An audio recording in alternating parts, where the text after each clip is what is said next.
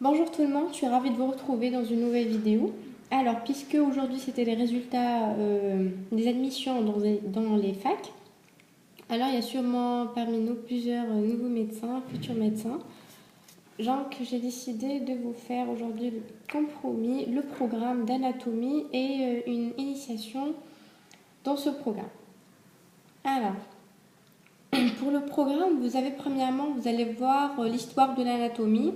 C'est un cours qui n'est pas vraiment très important. Vous pouvez juste le lire rapidement, prendre quelques notes et apprendre. C'est juste pour vos examens. Maximum, vous aurez 2 questions, pas plus.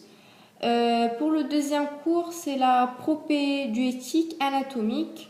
C'est le deuxième cours, donc il y a les branches d'anatomie, programme de l'évolution, la définition de l'anatomie, les branches de l'anatomie humaine, vous avez l'organisation aussi, vous avez la vie de relation, et etc. Vous aurez aussi les différentes lignes, les lignes d'études et les axes d'études, les plans d'études, tout ça. Vous allez les voir dans le deuxième cours. Le troisième cours, par contre, vous allez voir la tête osseuse. Le quatrième cours, ça sera le rachis. Et le cinquième cours, c'est l'appareil locomoteur des membres supérieurs. Vous allez voir l'ostéologie, la myologie, l'ostéologie, l'archéologie, myologie, les vaisseaux et les nerfs. Donc vous allez commencer par la clavicule, puis l'omoplate, après l'humérus, le radius, l'ulna, les os du carpe, métacarpe et après les phalanges. Vous allez voir les articulations, l'articulation de l'épaule, l'articulation du coude et l'articulation métacarpe, de la main, ça veut les carpes avec l'ulna et le radius. Puis peut-être que vous allez voir les articulations interphalangiennes et métacarpophalangiennes. Nous, on n'a pas vu ça en tous les cas. Vous aurez la myologie, la myologie, les muscles de l'épaule, du bras, de l'avant-bras, puis la main. Vous allez voir également les vaisseaux, puis vous allez voir les nerfs, le plexus brachial, c'est le plexus brachial avec les différentes branches et les collatéraux et les différentes branches terminales qui va être chargée à innerver la partie supérieure du corps. Et vous allez voir aussi le sternum, vous allez voir les côtes, d'accord, les 3 types de côtes. Et je crois que c'est tout. Oui, normalement c'est tout. Voilà, c'est tout. Allez. Ouais, je vous propose de voir les livres de Hamoudi. Vous pouvez travailler avec les livres de Dr Hamoudi, l'anatomiste. Ils sont vraiment très pratiques. Vous allez, voilà, tome 1, c'est l'appareil locomoteur des membres supérieurs. Et tome 2, c'est, voilà, on est là, l'appareil locomoteur des membres inférieurs. Ils sont utiles. Vous pouvez vous en servir aussi de la rousse médicale. Donc, il vaut mieux avoir des sources de savoir, c'est toujours bien, mais pas trop, parce que ça va vous embrouiller, ça va vous stresser, vous trouvez des informations différentes parfois, parce que c'est des écoles quand même. Il n'y a pas une grande différence, mais une différence de les mots, enfin des explications. C'est les mêmes, mais avec des mots, d'autres mots, ça va vous perturber et tout. Donc gardez ce qui est sûr, ce qui est précis, ce que vous recevez en cours, d'accord, assistez à vos cours surtout. Hein. C'est bien d'assister à vos cours. Allez, je vous propose donc le premier cours, je vais sauter, je m'excuse, mais il n'y a pas grand-chose à savoir ou bien à expliquer. L'histoire d'anatomie. Par contre, le deuxième cours, je vais aussi négliger quelques points. Hein. Alors, pour la définition, les branches de l'anatomie, l'organisation, la vie volontaire, la vie végétative et la vie relative, je saute tout ça parce que vous allez les voir après. Mais par contre, je vais vraiment me baser sur quelques points, les axes, etc. parce que c'est extrêmement important. Extrêmement important. Alors, suivez-moi s'il vous plaît. Inch'Allah, je vais arriver à vous faire passer le message et bien vous expliquer. Je vais m'en servir des livres, des sources, etc. pour mieux vous... Alors, bon, ce qui court, ce qu'on dit et tout, et parmi la réputation anatomique, enfin, l'anatomie a reçu une réputation de complexité, hein, malheureusement. Et c'est vrai, hein, je ne vais pas nier ça, c'est vrai. C'est compliqué parce qu'il y a trop de cours, d'accord, et peu de temps pédagogique. Donc, l'étudiant se retrouve avec des cours, de temps de cours et pas bien expliqué, pas bien fait parce qu'il n'y a pas de temps. Voilà. Le temps pédagogique est vraiment peu. Vous avez peut-être le total de 4 heures par semaine. Si je ne me trompe pas, c'est 4 heures par semaine d'anatomie. Hein. Vous avez 2 heures, 2 heures. Si je ne me trompe pas, hein. Soit 4 heures, soit 6 heures. Je ne me rappelle pas vraiment. 4 heures, soit 6 heures. Allez. Pour étudier l'anatomie, on a des axes. D'accord? On a des axes, ou bien ce qu'on appelle les lignes principales d'orientation. Les lignes principales d'orientation, c'est les axes. On a 3. Vous avez aussi les plans principaux d'orientation. Et vous avez les caractéristiques des coupes. D'accord?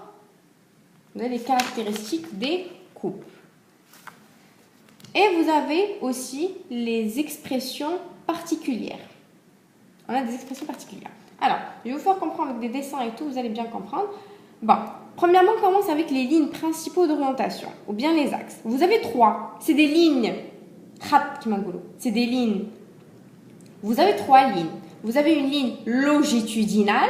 Longitudinale, je vous montre ici, c'est de haut en bas. C'est longitudinal qui mesure la longueur. C'est une ligne qui mesure la longueur. Alors, la ligne longitudinale, elle est de haut en bas. Elle mesure la longueur. Longitudinale, longueur. Vous avez la ligne sagittale, d'avant en arrière. D'avant en arrière. C'est une ligne qui est sagittale. Elle mesure l'épaisseur. Elle mesure l'épaisseur. Puis vous avez la ligne transversale. Elle est de gauche à droite. De gauche à droite qui mesure la largeur. Donc c'est bon pour les axes. Vous avez 3 axes d'étude. Vous avez l'axe longitudinal de haut en bas. L'axe sagittal, d'accord, d'avant en arrière qui mesure l'épaisseur. Et vous avez l'axe transversal qui mesure la largeur qui est de gauche à droite. Je vous montre ici sur le dessin. Donc, pour le sagittal, enfin pour le longitudinal, désolé, qui mesure la taille et la longueur. Voilà, longitudinal.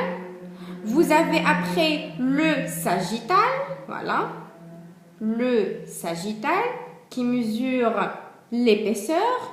Et puis après, vous avez le transversal. Le transversal, voilà, qui mesure la largeur qui est de gauche à droite. Donc, le longitudinal de haut en bas. Le sagittal, il est d'avant en arrière. Et le transversal, il est de gauche à droite, il mesure la largeur. Voilà pour les 3 lignes d'étude, ou bien les trois lignes d'orientation. Alors, par contre, pour les principaux plans d'orientation, on a aussi 3. On a le plan sagittal, le plan frontal et le plan transversal. D'accord?